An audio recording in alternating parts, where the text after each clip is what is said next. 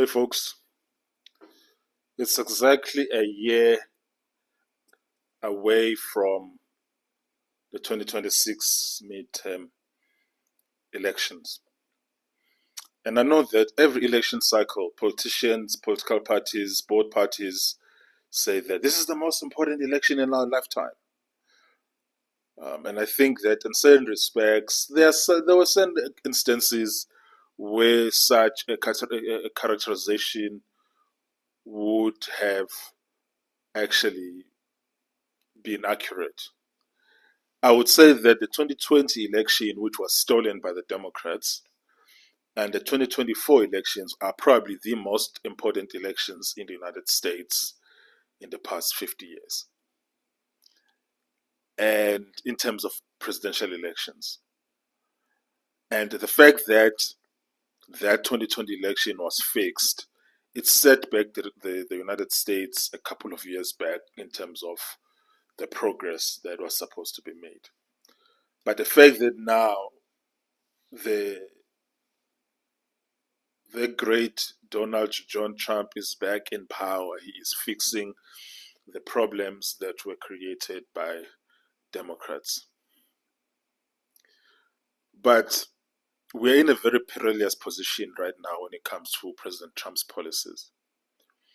He is receiving resistance from various fronts.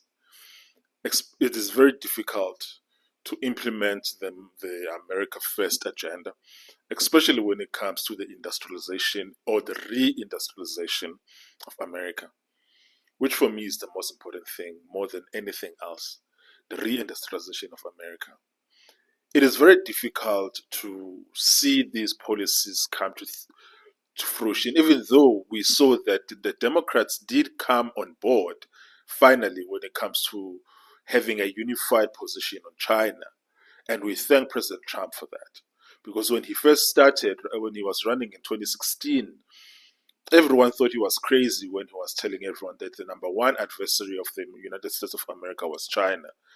But it seems now that that is a view that is held by the overwhelming majority of Americans. It is a view that is held by a majority of Republicans, a majority of independents, and surprise, surprise, a majority of liberal Democrats.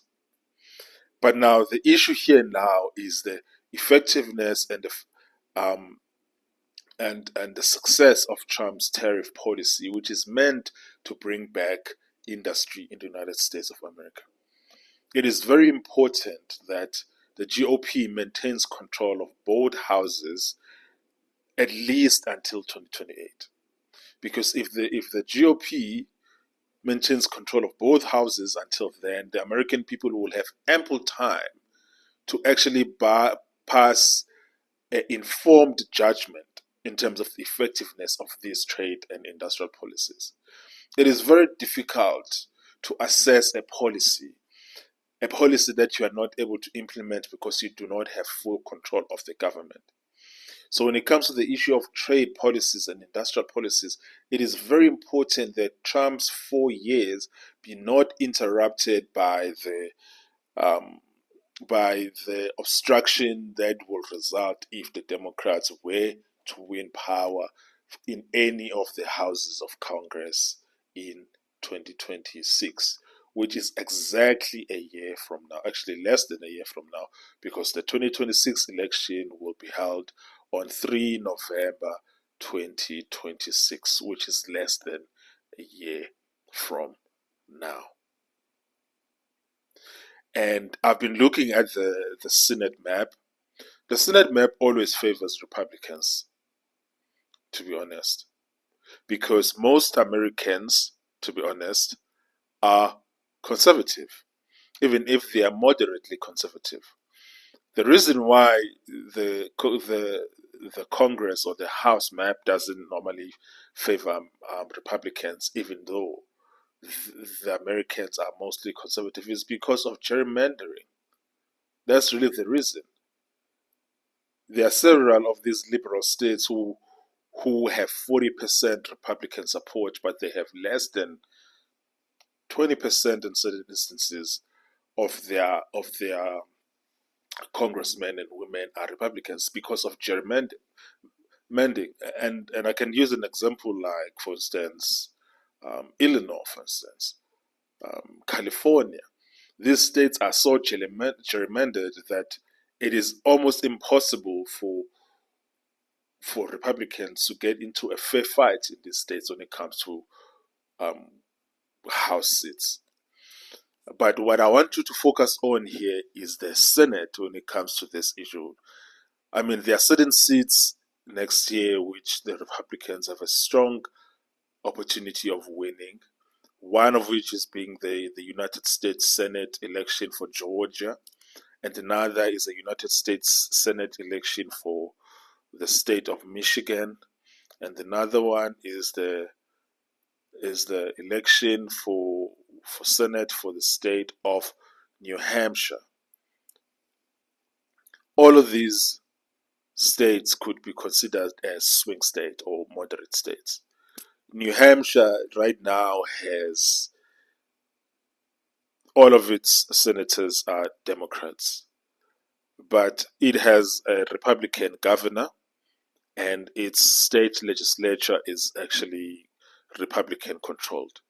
New Hampshire has had a Republican governor for the past 10 years, from what I'm understanding. Republicans have been winning the governor's mansion, I think, in 2 or 3 consecutive elections. And the incumbent, who is a Democrat, is actually retiring, which means that there is a strong chance that Republicans can win this Senate seat. Kamala Harris, yes, did win the state in 2024 by 3% or by 3 points, but that's something that can obviously be undone. When one look in terms of the New Hampshire state of politics with a governor that is a Republican with with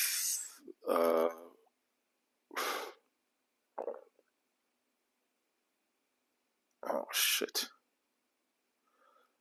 with the New Hampshire Senate being controlled by Republicans 16 seats, Democrats 8 seats, and the New Hampshire House of Representatives also controlled by Republicans 221 seats, Democrats 177 seats. This is a state that Republicans have won in the past and they can win. And then we move to Michigan, where Trump won that state against Kamala Harris by 1.4%, and he won that state also against what do you call her, Hillary Clinton in 2016, and apparently Joe Biden won it by 2.8% in 2020, which I don't believe at all because that election had so much fraud.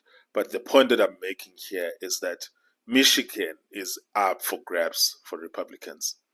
Right now, Michigan has 2 Senate seats are controlled by Democrats, and one senator of this great state is actually retiring, which means that there is no incumbency um, like advantage. So yeah, so there is a great opportunity for Republicans to actually win this Senate seat. The Michigan legislature is actually very tight right now, with the state senate being controlled by Democrats actually by 1 seat. Democrats have 18, 19 seats. Republicans have 18 seats, and the Michigan House being controlled by Republicans. Oh shit! So the Michigan legislature is actually split, with the lower house being controlled by Republicans and the upper house being controlled by Democrats with 1 seat majority. So this is basically one state that Republicans should be able to win. And then obviously there is a matter of the state of Georgia. There's a matter of the state of Georgia, which Trump won in 2016, and then he won it again in 2024. And apparently Joe Biden won it by 0.024% in 2020, which is bullshit, obviously. But even if you believe those results, that's less than half a point. That is how tight he won it when he apparently won it, which I don't believe any of that bullshit. And with regards to Georgia, there's absolutely no reasons why Republicans can't win this one, because Georgia has a Republican governor. Georgia, the Georgian House, the Georgian legislature is controlled by Republicans, like with a strong, strong, strong majority. Both the Senate and the House, the state houses, are controlled by Republicans with a very strong majorities. So I don't see any reason at all in terms of why Republicans wouldn't be able to win this Senate seat. So that will make Georgia, New Hampshire, and it will also make Michigan. The one seat that I think that Republicans will lose, which they are currently holding, is the U.S. Senate election for the state of North Carolina. I've been watching the ongoings and the happenings of the elections in that state in the past couple of years, and that state has been trending troublingly towards Democratic. It is very disappointing. It has a Democratic governor right now, and the previous governor also was Democratic. So North Carolina is actually very disappointing. So if for instance, every other election that is done for the Senate goes according to the parties that are holding the seats that are being held, and the Republicans pick up these 3 seats and lose North Carolina, that would mean that that Republicans have actually picked up 2 seats. Because gaining 3 seats and losing 1 seat, it means they would have picked up 2 seats, which would mean that the Republican majority will increase from 53 seats to 55 seats. That's actually highly possible. And it will be a true reflection in terms of what are the views of the American people right now. What's going to be very, very difficult is the House. There's a lot of showed business that happens at a state level that makes it difficult for Republicans to win House seats. The amount of gerrymandering that happens and all kinds of bullshit that happens in blue states makes it very difficult for Republicans to win the House. So much so that when the Republicans actually do win the House, it is a clear indication of the overwhelming support that they have from the American people. If you actually removed gerrymandering from American politics, I don't think that the Democrats would ever win an election.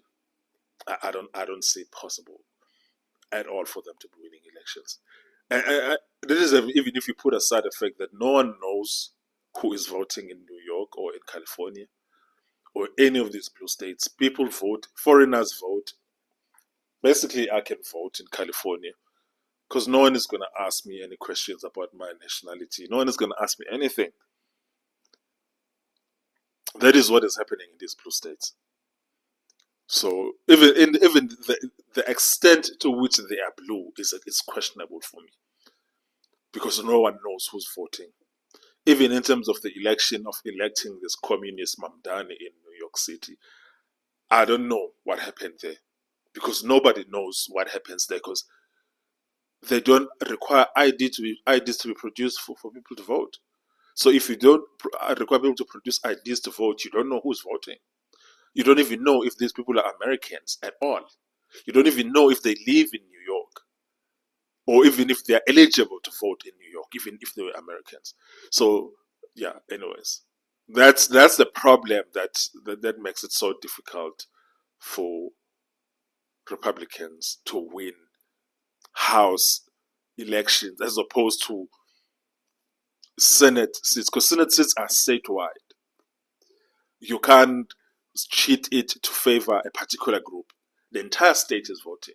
But House seats, you can create House districts that are artificial in order for you to be able to win more seats, which is what they are doing.